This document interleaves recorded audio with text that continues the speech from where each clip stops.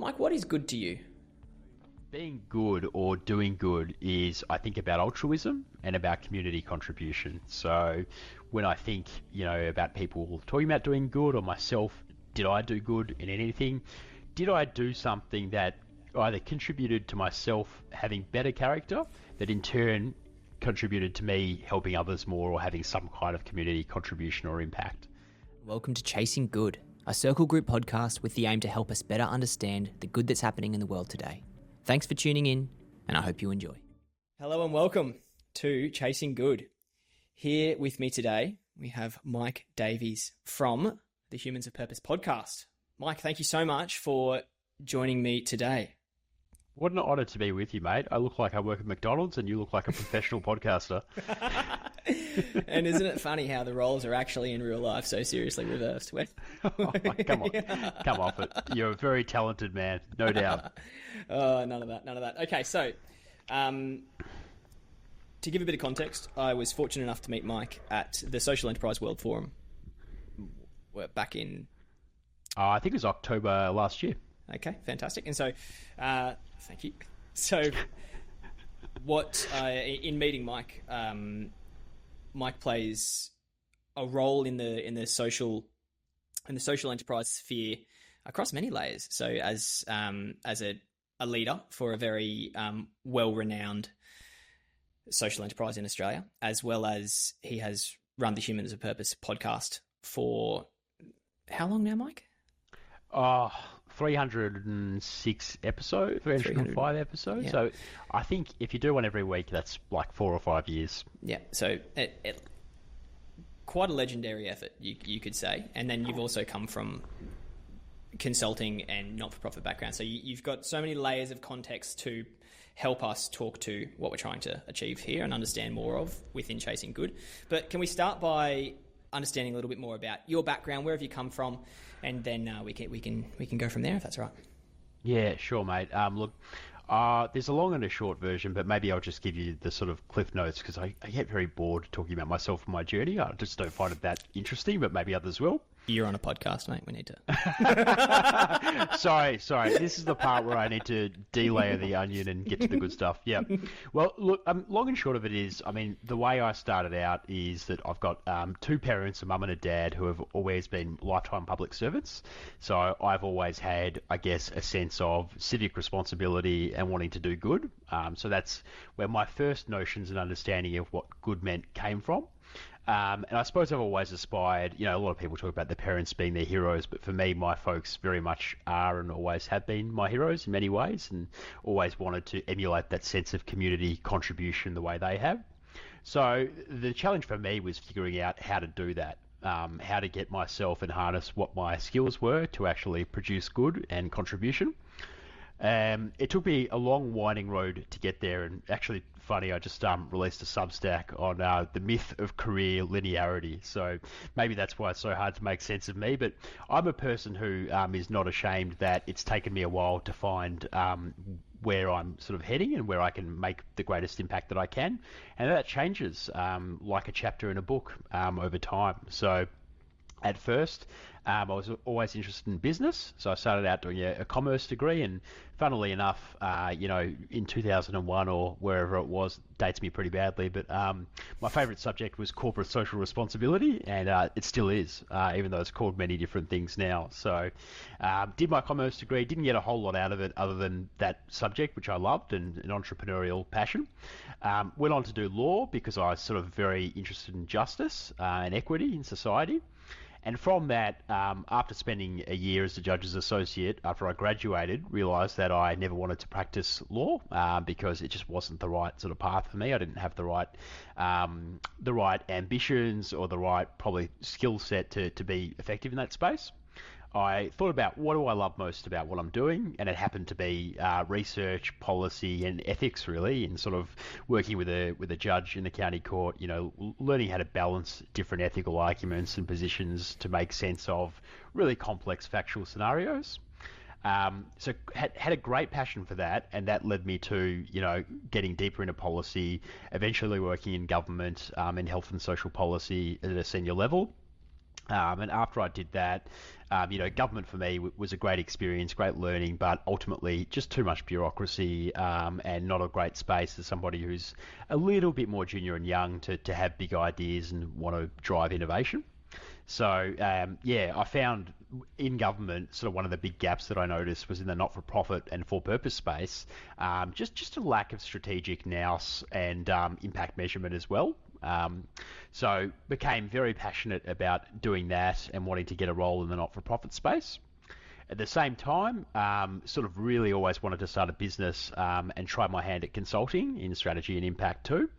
So started a company called Purposeful, which is social impact consulting, back in 2016, and did that for a couple of years. At the same time, started my podcast, Humans of Purpose. And Humans of Purpose was originally meant to be like the thought leadership podcast that got me clients for the consultancy. It never happened at all. So the cautionary tale, sometimes things don't work out as you plan with these sorts of things. But while I was doing that, realised that, to build good relationships in a consultancy takes time. You don't just make money straight away. So took opportunistically, got a great role at a not-for-profit called Task Force as head of strategy and impact there, where I spent 4 years helping them to grow and scale their organisation and get good at strategy and impact measurement. Wound up my consulting practice in 2019 to focus more on the podcast. After I finished up at Task Force a couple of years back, I wanted to try my hand in another consulting role in someone else's consultancy to see how they did it, a B Corp. So I went to Spark Strategy and did that for a year, which was a great learning opportunity. And then, I found myself at Info Exchange in an executive role that I'm in now, which is the head of strategic partnerships and communications. So that's the long and short of it. I've run the podcast the whole time. More recently, put a bit of time into a Substack called The Hedgehog's Nest, which I also produce weekly, which allows me to explore some of the bigger ideas coming out of the podcast. Always loved writing, so that's given me a chance to actually explore the big ideas, because as you know, Mike, when you're on a podcast you mainly spend a lot of time listening, but there's not really a huge amount of time to put forward your own reflections or thoughts because it's quite dynamic. So for me that was great, and here we are today, mate, and it's really terrific to be with you. Yeah, mate, fantastic. And what a journey, hey? The ability to learn as you go, recognizing what works, what you like, and what doesn't. It's a pivot that not a lot of people take. They don't necessarily take the action. Can we dive into the pieces about, because reflecting on the law and that kind of early journey, can you tell me a little bit more about that? Because the piece around justice as an ethical driver is fascinates me there. What have you been able to take from that experience and kind of which has helped you in the direction so far as your career goes so far, particularly in the strategy side, I'd say? I mean, people say to me, like, why did you do a law degree if you're not a lawyer? It's like the common sort of comment that you get, but there's lots of reasons why we learn different things, even if we don't end up in jobs in those spaces. And for me, doing a law degree, and I actually did a master's after that in human rights law, gave me a really great grounding in understanding how to balance, moral and ethical arguments, how to apply the law to the facts, and to get a better understanding of how to reach, through logical reasoning, good conclusions, and to make solid evidence-based arguments. So law was really useful for that. But I suppose, when you talk about concepts like justice and equity, they are really key in social justice, and I think making the world a better place, a place where everyone's got that equality of opportunity, but also a place where everyone gets the chance to participate in society equally. So it was a great opportunity, and I think the main thing I took away from the study of law was to try and go a bit deeper in my own moral understanding of the world, of myself, of character, of who I wanted to be, and how I'd emulate equity and justice into my own framework for seeing the world. And as a practicing Stoic, justice is one of the 4 key virtues that I concentrate a lot on. So justice or equity. So how do we act every day in a just way in society? How do we ensure that we're focused on acting equitably towards all the people that we interact with, treating people fairly and justly? So it has become really important in how I live my life every day and how I try and interact with people and be my best self. Cracking answer, mate. That's amazing. And so these principles that you've designed, well, not necessarily designed, but you follow. How does that work? Is that necessary? Is that a framework that you have kind of set in place that you can just mentally refer to, or how did you set that up? Yeah, so I can't claim any credit for work that was done over 2,000 years ago. Some very bright blokes started Stoicism back in the day. Greeks and Romans. You think of the writings of people like Epictetus, Seneca, Marcus Aurelius, and they were people who wrote to themselves in Marcus's case, but in some of the other greats' cases, just reflections on what it meant to be a good man in a very complex time.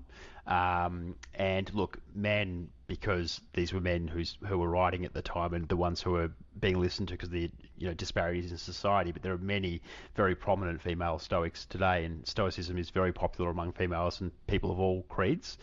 So no male exclusivity there. But look, it's really very simple, and that's what I like about Stoicism, is that it gives you a framework for thinking about how you want to be your best self every day and how to live a good life.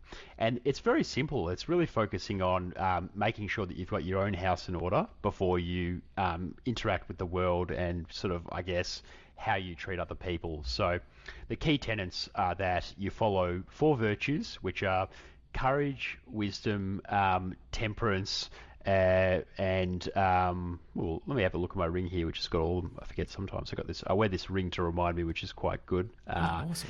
So on that ring, yeah, wisdom, justice, temperance, and courage. And courage is, one of the most important ones for me. So, the idea in Stoicism is that if you focus on those 4 key virtues or ways of being, and they all mean something different, that's a good recipe for living a good life and to make a good contribution as a person in the world.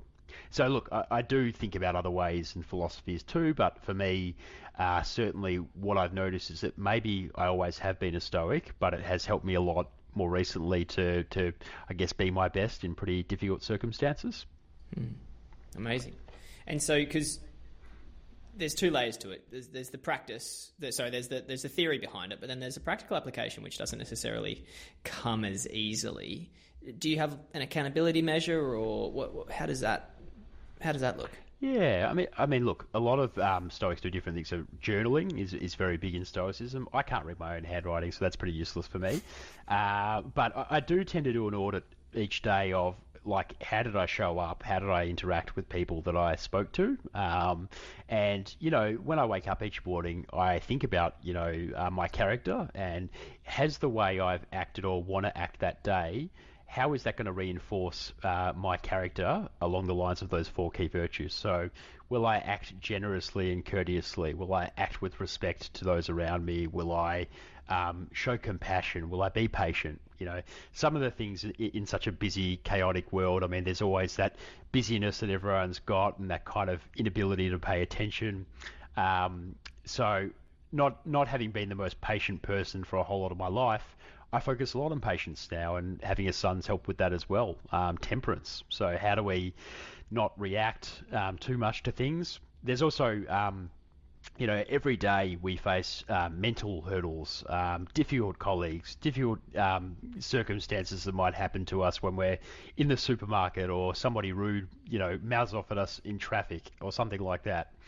And so, yeah, the Stoics really focus very much on the control test. So thinking about what you control is how you act and how you react to things that come your way. And so very much thinking about reacting to things with all those 4 virtues in mind. How would a person who's living a life of courage, temperance, justice, and wisdom respond to somebody who is rude to them or abrasive or put them in a position of conflict? So yeah, I mean, Stoicism for me is really the practice of learning to work on my own character to be a better person, and then hopefully through that I can make a better contribution to all of those around me, and through my work and through just being a better person, create more positive impact in the world.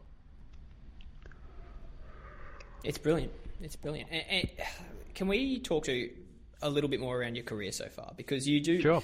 you, you've got a pretty impressive career, I would say, to be able to target a certain direction and to reach the level of success within the career whilst siloing yourself almost within the impact space. You're restricting your opportunities quite significantly, and you've managed to, access opportunities and progress and grow whilst maintaining these ethical frameworks that you are able to live by. It's a genuinely impressive thing. And you mentioned busy and the difficulties and the distractions that come with life. Can we talk to the corporate, how that applies in a corporate setting? Because obviously not-for-profits are also corporate businesses too, right? And so, Yeah. So can you, from a strategy perspective, as a business, how are you able to help influence organizations in such a way? Yeah, so there's a lot to pull apart there. I mean, if we start with, how does my way of operating actually help in that kind of corporate space, or how has it enabled me to be effective? Well, I think one of the biggest things in any organisation you go to is what is your brand or leadership style, or what do you bring to the table? And I think for me, always being somebody who is a curious and creative person has been important. I think being somebody who's been very humble. The Stoics talk a lot about humility and just, things like assuming that at all times you're very likely, or it's entirely possible, that you're the dumbest person in the room. So thinking about things like that and enabling yourself to come to situations with humility, with good grace, with good respect for everyone around you. Being a listener has helped a lot. So the podcast, you talk about, having a lot of success or impact in the things I've done to date. Well, I think everything you do sort of helps you a little bit. So the podcast has taught me how to be a good listener. Not this one, because I'm just rabbiting on way too much. But in my own podcast, I will try to never speak for more than 30% of the time. And I think I've talked to you about that before. And the reason for that number is that there's a fantastic Stoic quote from Epictetus that said, someone asked Epictetus, what's the right amount to speak and what's the right amount to listen? And then he said, look, the human dimensions are such that we've got 2 ears and 1 mouth, so we should probably speak about a third as much as we listen. So, so I really focus very much on that, not just in podcasting, but in life. I think we, and there are other great philosophers too, like Lao Tzu, a very famous Chinese philosopher and sage, always said, when I stop talking, I start learning. So I think about that a lot as well. So really being an effective listener has helped me a lot in my time to develop and grow in the workplace too. In terms of temperance and patience, when you're working with teams of people and you rely on them also to drive success, because no one's successful in their role alone. And I think, a big mistake that people make is thinking, oh, well, Mike's gone out and been successful. I've only ever been successful because I've worked with great people who have helped me to be successful as I've helped them. And so temperance and patience and just trying to listen to people, help them with their challenges, help them overcome anything that they need to, and help them to become better people, not just better workers, has always been quite important to me. Another thing to say is, as Stoics, we sort of try to not get too invested in wasting time on negative emotions that we can't have any control over or don't help us. So I'm really very focused on discipline in how I think. I don't allow myself the indulgence of self-pity too much, or thinking about great losses or missed opportunities. I'm very much someone who is big on commitment, self-auditing, reflection, but then moving on and continuing the battle and just continuing to take things pretty seriously and progressing. So look, there's some of the things. I mean, I think it's about constantly moving forward as well and progressing. But I think being strategic too is really important in everything we do. And I think, like, if I could point to any mistakes that I've alluded to before that sometimes not-for-profits make, it's sort of putting the cart before the horse and not investing enough in strategy, impact, and planning before they try and do good. It might be chasing funding. It could be trying to roll out a whole bunch of new programs. But look, the name not-for-profit is a misnomer, first of all. All not-for-profits try and make a surplus. Any who don't are not telling the truth or just kidding themselves.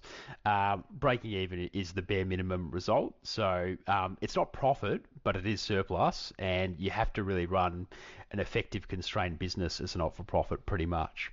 So that requires discipline, and I think for me that's been a good natural fit to date. I try and bring that discipline in how I perform in these organisations. So that's been good for me, and I think having altruistic roots and a purpose to work towards is really important too. And that doesn't just come from the Stoics. There's a lot of talk about the importance of purpose and alignment, and for me, I've only ever been effective in jobs where I've got a good alignment to the purpose of the organisation too.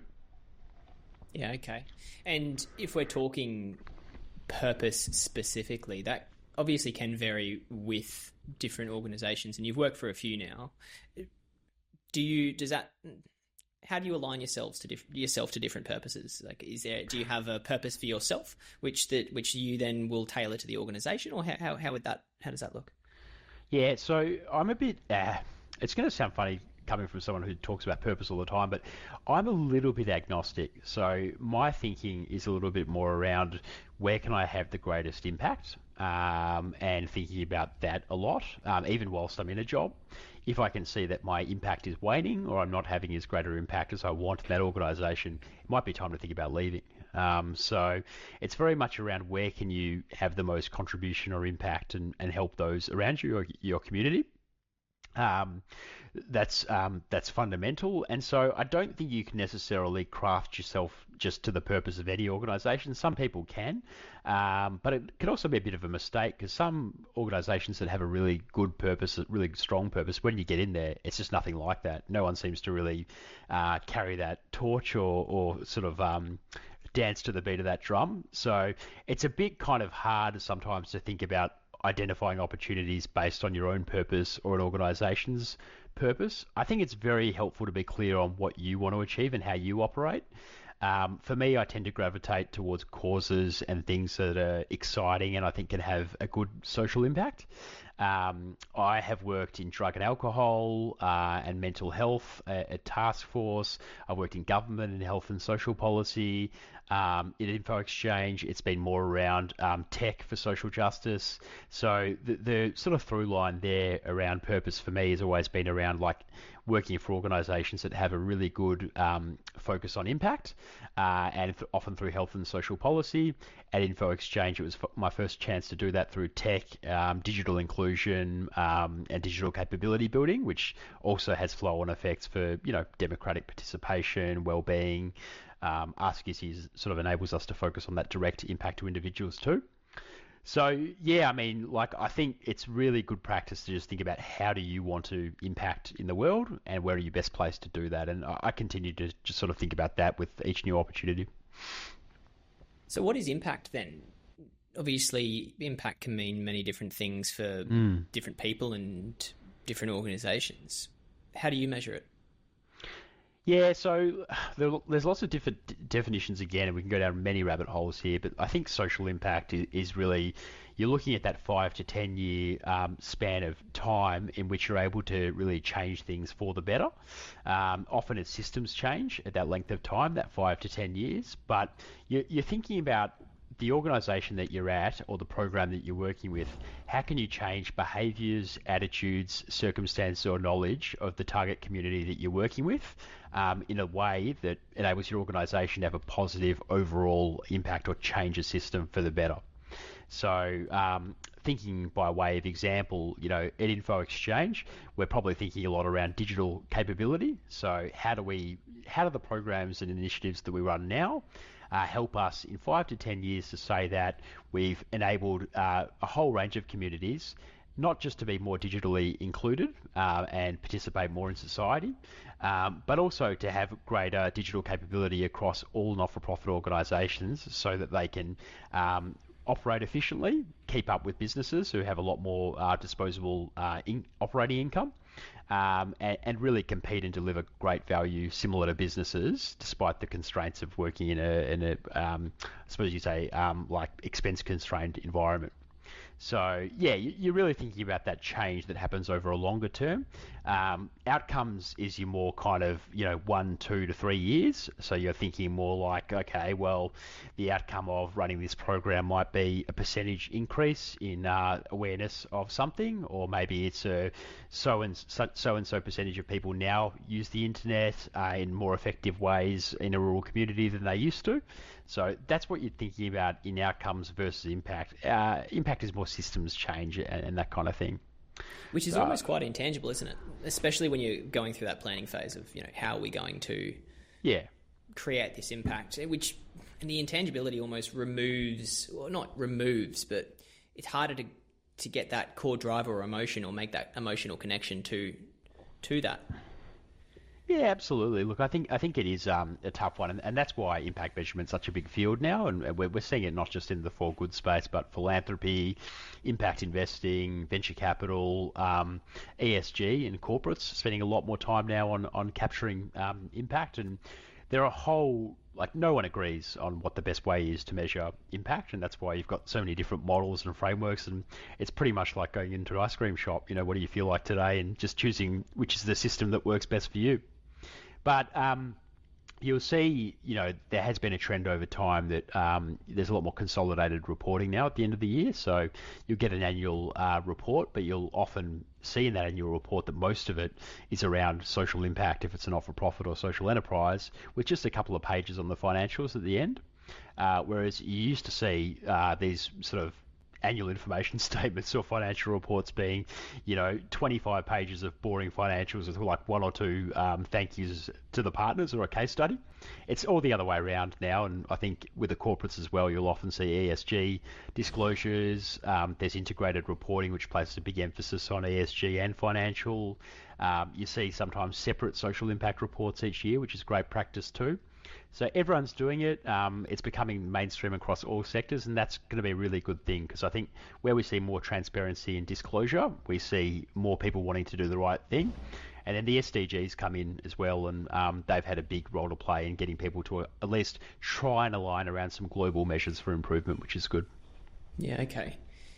If you were to come into an organisation and say, or if you were to, let's actually retract that, if you were to be able to create the laws around what impact measurement looked like and perhaps a framework for that, would there be could you give me a bit of an idea as to what that would look like? Oh, look, it's going to be different for every organisation, but I think it's really understanding a couple of things. It's understanding, the first exercise that's always good to do is to think about a theory of change. So how is what you're doing, can you map out on a diagram how you think you're having an impact over time? So what are the inputs into the system? Who are the players or key partners? What's the strategic direction? What are your what activities are you running or programs? And as a result of those activities or programs, what's the cause and effect link between that, your outputs? That's the quantitative, and then what are your outcomes, the qualitative, and then what's your impact? And just mapping that out sort of on a diagram, and there are many templates you can use, can help you to start that journey. But there are a whole lot of other things you can do as well. So even just in terms of your strategy at the organisation, going back to that and thinking how does that link to any theory of change or impact planning at all? Do you have any strategic pillars or strategic focus around what your impact is? So it might even be doing a strategic review of the organisation and thinking where is it at now? How is it actually delivering on its mission? And that's often when you find a good gateway into the impact work. So thinking about how do you hold to purpose? How do you deliver on your mission as an organisation? And you'll often think, okay, well, that's really asking us, how do we help our beneficiaries or our community? So that will take you down that rabbit hole of mapping out who are your beneficiaries, what do they need, how well do you deliver that? And look, once you've got a good theory of change up and running, you can start to do all the surveying, you can do the stakeholder mapping, you can have a good outcomes measurement framework that you can run as well. You can even go online and there are a bunch of great resources out there that can help you look at what industry you're in and what are the key indicators to look at measuring against, and then tools to build out surveys against them that can help you to collect that data. But look, it can even start, organisations that I've worked in that are less mature, it can even start by saying, look, we just don't have any data at all. We're going to have to build a good client and case management system or a CRM that actually captures useful data that we can then benchmark over time. And then we actually need to understand what is it that we need to collect to enable to show what we're trying to prove out in our theory of change. So it's a process and it's a mission, and I think that's why it's a big industry, and it's a journey that can take a couple of years or even permanent roles. So you see a lot more chief impact officers in organisations. You see a lot more measurement and evaluation teams, and the jobs of these people at C-suite level and even lower down is really to take stewardship of the impact of the organisation, and to really, can often be some not-for-profits will have 5 or 6 people working on that. So yeah, it's big, but it's very important, and it's very clear that the organisations that are better at measuring impact and reporting on impact get more funding and can do more with that to serve their community. So it's actually quite smart because it's cyclical. Like investing in that enables you to be better at everything you're doing anyway. It's such a balance though as well at the same time, because as you say, right, these charities at a base minimum have to make a profit. They've got to cover costs. And so finding that balance in impact, commercial balance basically is not an easy thing. And that's why they are such complex businesses, particularly because a lot of them are quite older, with kind of older frameworks and systems and processes to follow, which I imagine for yourself has been quite interesting, because you would have seen quite a lot of different organizations. But what about for the smaller ones? Let's say you're talking to let's say a listener runs a social enterprise, as a cafe in Melbourne, and they are looking to try and maximize profits. What would be some steps they could take to try and, make sure they're maximizing impact while they're running the business and managing payroll and looking after the staff? Yeah, it's a great point. So I've been for the past year and a half plus delivering the mission delivery program with McKinsey to support not-for-profit organisations, team leaders, executives, and board directors on how to sort of commence that data management, risk, data governance sort of journey, but also impact measurement and how to get started on that. So it's a topic that everyone needs to know about, but then the key thing that comes up every time, we even included a slide more recently on it, is, how do you actually pay for it or resource it? Because organisations comes in all shapes and sizes. Out of all of the sessions that I've run, and I've reached probably about 4,000 plus people at last count through that program, I reckon I can count on 2 hands the number of people who have impact manager in their title. So it's sort of at the point where whoever's doing this work at a lot of organisations, they either have decided that they can't fund a dedicated role for it, or it just becomes someone else's job. And that's why learning the fundamentals is important and sort of a slow process. So taking it back a little bit from there, I think organisations really need to decide based on their size and what their investment priorities are, whether this matters to them. And I'd suggest that it really should matter and should be right at the top of the priority list, given how funding constrained a lot of not-for-profits and social enterprises are. We've seen donations roughly halve in the past year.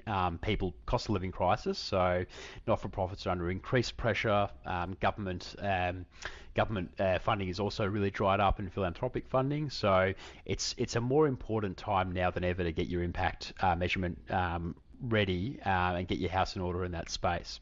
So I think we'll start to see hopefully more investment in that space. But yeah, just to point out, I haven't seen a whole lot to date of those organisations dabbling in that space. Often they'll bring in a consultant. Often they will put a bit of money aside for that. Often they'll upskill someone who's already in the organisation. It could be a comms or marketing person a lot of the time who gets tasked with that. Cafes are so busy, and if they don't start out with a social enterprise model, it's going to be really difficult to sort of get into the weeds with the impact measurement. But I would think more about materiality in a case like that, and that's a different approach. But it's really thinking, what is your core product and how can you minimize your negative externalities or waste being the key thing. So, a good example would be a lot of cafes I've seen doing discounts for people who come with reusable keep cups and that kind of thing. More recently, a great little mob that I had on the podcast called Good Eddie have these edible cups that taste like waffle cones that they've made. So at the Commons, where I co-work from, and a couple of cafes in the neighbourhood, you can actually have your coffee and then eat the cup after you've finished your coffee, which I think's it looks weird. I'm not going to lie. Like people have laughed at me for doing that, but I reckon if you're hungry, it's there. Why not? It also makes eating paper cups more socially acceptable too, which is something we've been looking for a while. Yep, and apparently a lot of fibre in them too, which helps for any of those, who want to keep it more regular. But so look, I'd be thinking about how much water are you using, what is your, carbon emissions like. Even getting in someone to have a look at that wouldn't be too expensive, and then thinking about how you can address that just through simple changes. And there's so many solutions out there now that it's quite easy to think, do you have who gives a crap in your bathroom? Are you using responsible cups? There's a cafe, I think in Northcote, or maybe it's somewhere else in Melbourne, where it's a slow coffee cafe, so they don't do takeaway. You can only have a coffee if you go in and sit in and have your coffee there, because they don't want to do any cups which takeaway, which I think is great for society, great for human and social connection, but also really positive environmentally. So that's what I've been thinking about. Yeah, okay, fantastic. Awesome. Mate, wonderful. That's incredible. Thank you so much.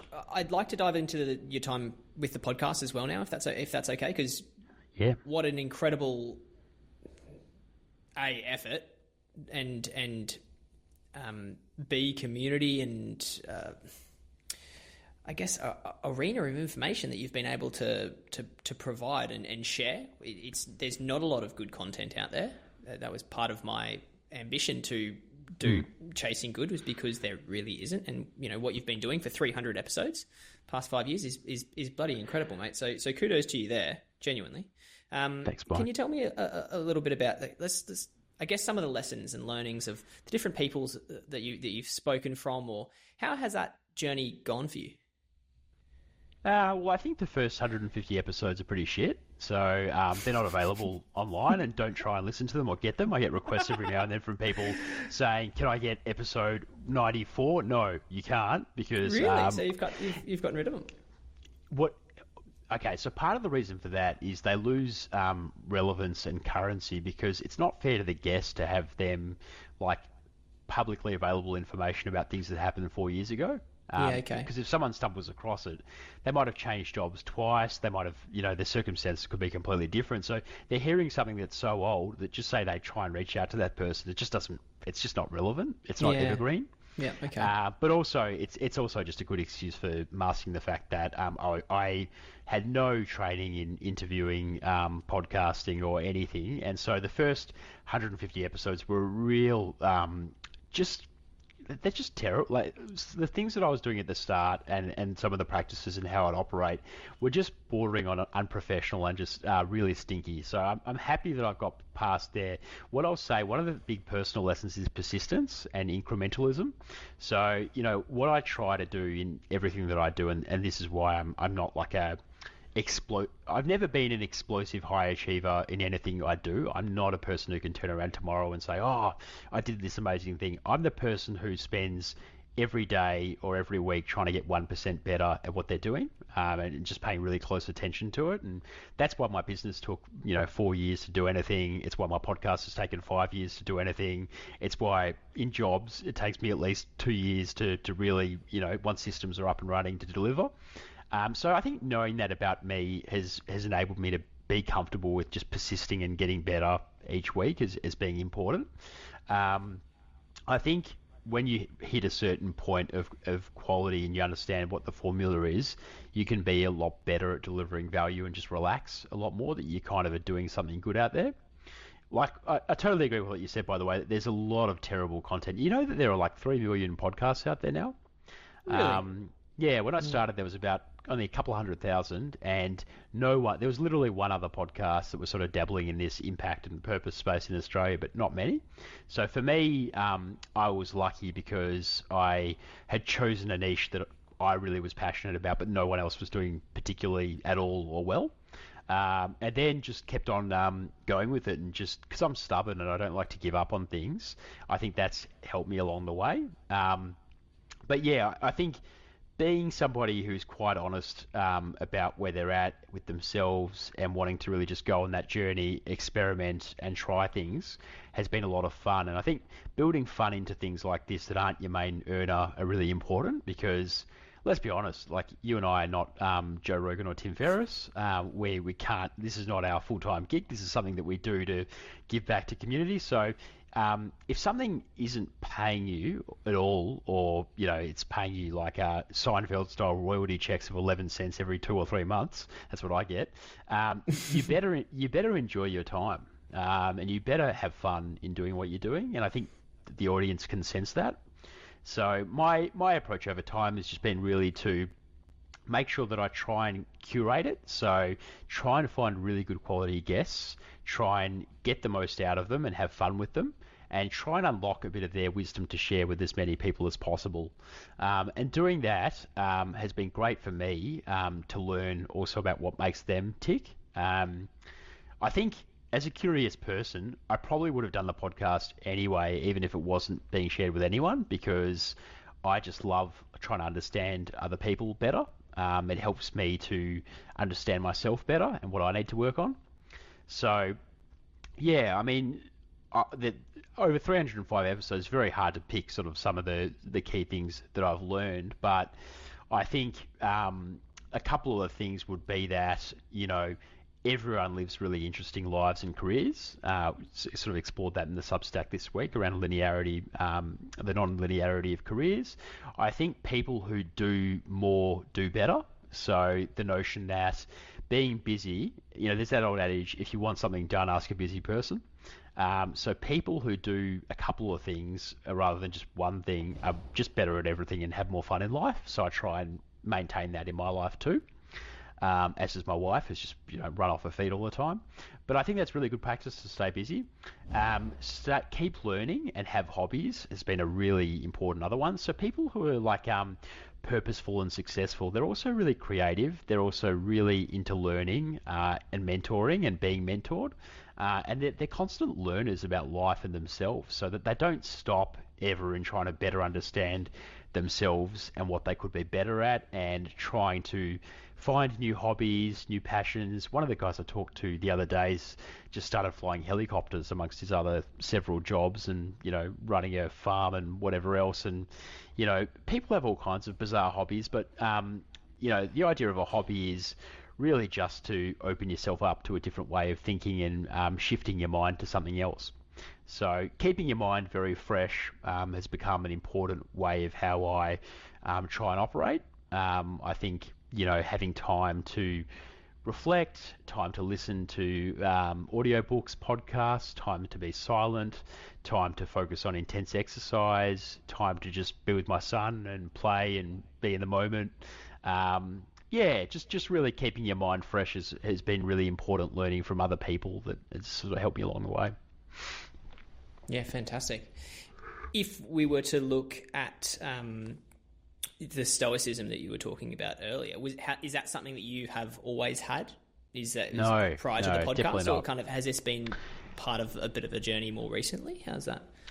So, look, I mean, I think for me, part of Stoicism came to the fore for me following COVID and that sort of really difficult period. So I've talked about this a bit before, but maybe disclaimer in the show notes for anyone. But I have suffered or live with depression. So I've experienced probably 3 bouts of depression in my life, ranging in different periods of time. And during COVID, I was depressed for probably about a year, which is really, actually it was about 6 months of like serious depression. And so out of that, I just wanted to come out of that with a stronger and clearer way of thinking and being that enabled me to leverage my strengths and who I wanted to be. That would enable me to be better emotionally regulated, and allow me to kind of, just have a better system of living. So for me, it's been about simplicity and principles have really helped me, and Stoicism offers that. And look, being an executive leader, in recent times and for the past couple of years, and having a new son and trying to manage a podcast and all these other things, and the cost of living crisis, and there've been a lot of hurdles and bumps in my road, and Stoicism has been something that's enabled me to really like clarify my thinking and stay calm during storms. So that's why I love it, and I recommend anyone has a think about it. And there's a great book by Bridget Delaney, and I can't remember. Oh yeah, How to Stop Worrying: A Guide to Stoic Living, or something like that. And if you look in on my podcast feed, The Humans of Purpose, I got to interview Bridget. She drove down from Castlemaine a little while ago. She's an Australian author and also done a Netflix series recently with Celeste Barber. And she, called Wellmania, and she wrote the best book on Stoicism that I've ever read, that simplified for me like some of the basics, the core principles, and what to think about if you want to live like a Stoic. Because she, in the book, experimentally spends a year living like a Stoic, and it's just the best read ever. Like, listening to what she does, the challenges, the contradictions. It's definitely not a total formula, but it's like with any ideology or philosophy. I've always said you have to take what works for you and leave the rest. But I also, Stoicism's not the be-all and end-all for me. I think Ubuntu philosophy and Eastern philosophy has become very important. So I don't know if you know about Ubuntu at all. No, I don't.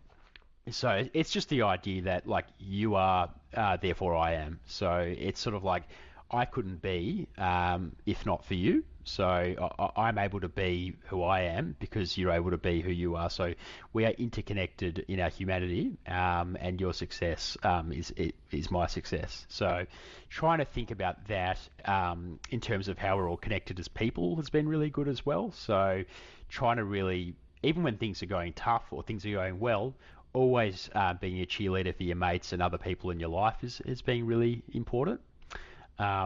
Gratitude, empathy, and mindfulness is also really a great framework, and that one's from the great folks at the Resilience Project and Hugh van Cuylenberg.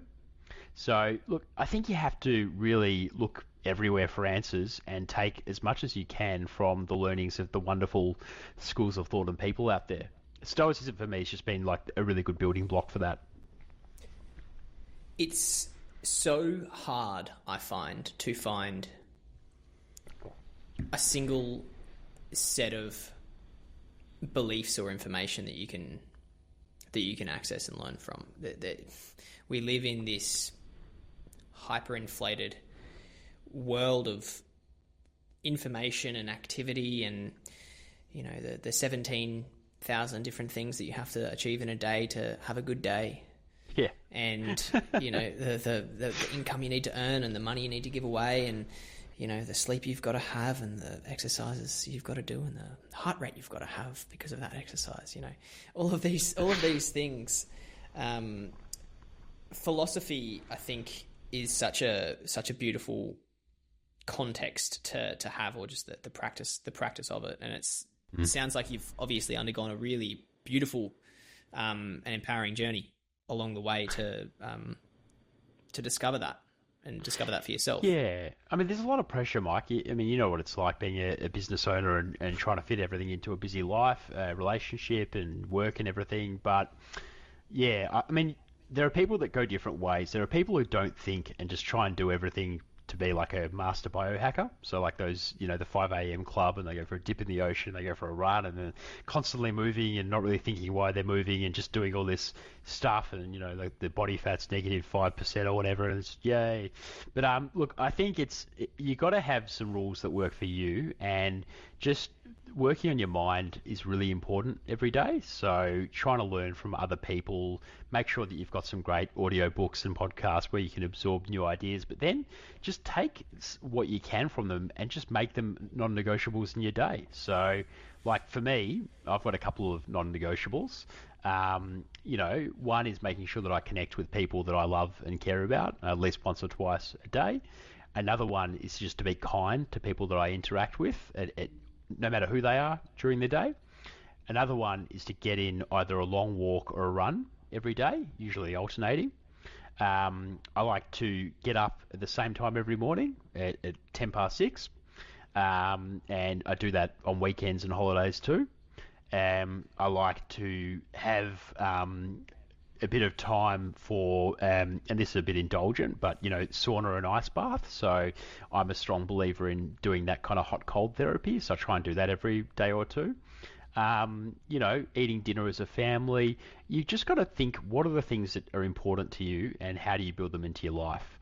And so the walking and running, is a good chance to absorb some new knowledge, audiobook or podcast, but also getting into nature too and having that connection to the environment, nature. And usually at about 4:30, I actually just go down the road to the park with my dog and walk him and go to like a dog. We've got like a community dog WhatsApp group and park thing going on. And I didn't think it was very important, but now I try never to miss it because it just feels good to be around other people, get the dogs out, and like just you feel a sense of suburban community and connection to people that I think is very fast passed us by in this this supersonic day and age. So yeah, I mean, look, you don't have to overcomplicate things. You just need to build the things into your day that make you content and fulfilled, and try not to become obsessed with happiness, because I think that's a bit of a mirage or an oasis on the horizon. It's funny because you are, with respect, a bit of a walking contradiction, because you did just list off about 10 things within a daily routine that were so you obviously got you've obviously got incredible discipline, right? That's to be able to have those things. Yeah, but Mike, just remember that like some of that is because when you've had mental health issues in the past and you know what your kind of triggers are, you have to be vigilant in building discipline into your life. So some of that I'd love to say is just, some of them I'd like to say is just because I know how to live the best life and I'm a genius, but really it's more about, like cleaning your room and making sure you live in like a clean environment. So these are the things that I do to sanitize my life and make sure that I can, live well and healthy, and, these are the things that fill up my cup and make me be able to live well in a really busy, complex world. Yeah. Good on you, mate. That's amazing. If you could give yourself, advice 10 years ago, what would it be? Be more patient. Listen more. Don't be so hard on yourself. Meditate. Everyone talks about a meditation practice. Bloody no one does it. But yeah, I think that would have been helpful. Just slow down and think more carefully about what you do before throwing yourself into everything at, fast pace. But that's youth, I think regret is really a big waste of time. So, you know, you can always think, what would you do differently? But we're here now. So what can we do now to live a better next 10 years? So I think what everyone's lacking and what Stoicism offers is a good system for thinking. I think a lot of people today don't have a good system for operating in their own life. They've got a way that they work that's effective, maybe, or they've got a way that they manage their social relationships, but they don't have a way or a method of being a good person and working on character. So I think everyone should have a system of belief. If it's religion that works for you, great. If it's philosophy, if it's Stoicism, if it's something else, but find something to help give yourself a bit of foundation in all the madness and chaos of life. Absolutely. Mike, what is good to you? I think you're pretty good, Mike. Oh. Stop. No, you hang up. Done. Thank you. Good is, that's an interesting question. Like, what is good? So I think if we think about, conceptually. So just to clarify, what is good to you? What is good? What do I think good is? Yeah. What is good to you? So being good or doing good is, I think, about altruism and about community contribution. So when I think, about people talking about doing good, or myself, did I do good in anything? Did I do something that either contributed to myself having better character, that in turn contributed to me helping others more or having some kind of community contribution or impact? Even if it's not about character, did I just do something that helped other people? That's good. I think we spend a lot of time in this world focusing perhaps a bit too much on ourselves. And again, I'm a walking contradiction, because I've just talked to you for this whole episode about how working on ourselves can enable us to do more good.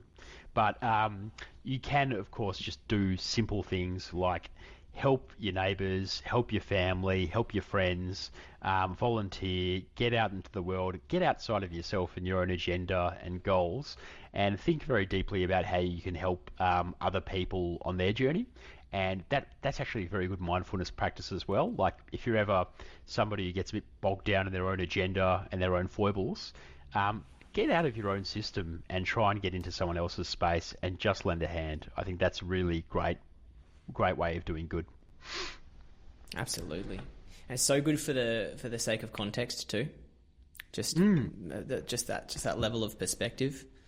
I also want to say, Mike, that for me, Humans of Purpose is a 40-minute shot each week that I can hopefully give people to get them out of their own heads as well, and think a little bit about how other people are doing good and how they might emulate that. So that was always my goal with the podcast, is to try and give people like the heroes they deserve, who really can give them an idea about how to think a bit differently about things and what lessons can they learn about living a life of more purpose or goodness.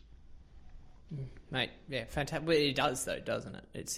It's fantastic, and I'd love to know.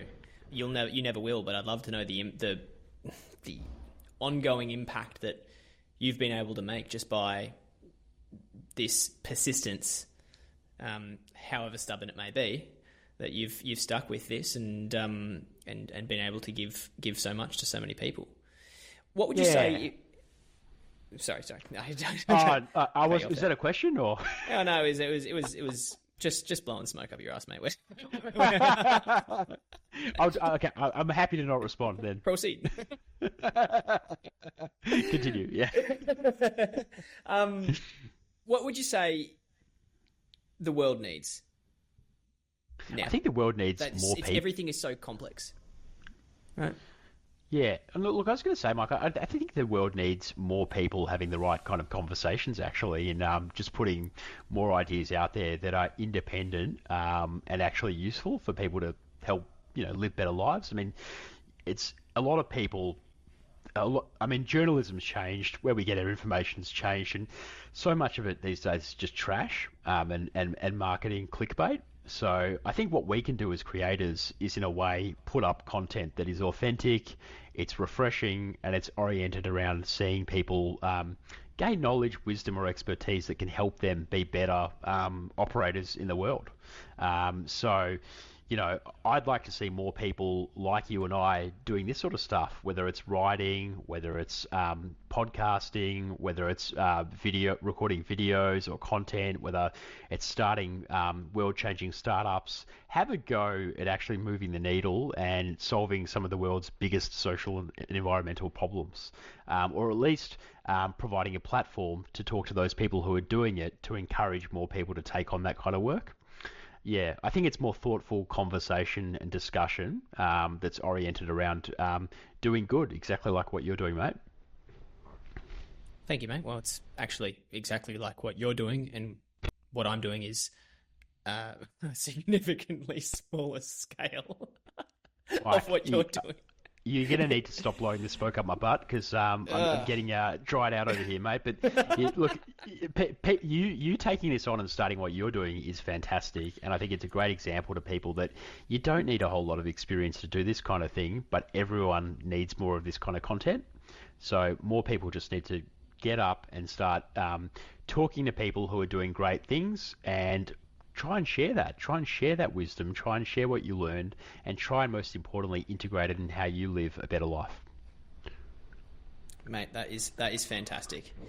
And look, I winding up here, I do want to just finish on one note, just to Mike, thank you for everything that you do. Thank you for your persistence. Thank you for what you've created with Humans of Purpose, and the podcast there, which I will link the details to below, because quite seriously, I really recommend anybody and everybody to go in and look at to listen to the podcast, and absolutely will be linking. What was the wording you used before for your reflections on the learnings as well? So I write a Substack, which is like a weekly blog or email newsletter. It's called The Hedgehog's Nest, and I'll send you the link for that as well. It's just hedgehogsnest.substack.com, but I'll pop you the link. And love it when people come check out the podcast, check out the Substack. You're on one of the podcasts, so definitely if you want double mic, you can you can do the reverso and hear Michael on my podcast too. But certainly check out our last 10 or 20 episodes, because I think you'll get the best of, because I think that 1% every week will hopefully kick in. And let me know what you think of the Substack too. I think there's some great reflections there on the big ideas that come from the podcast.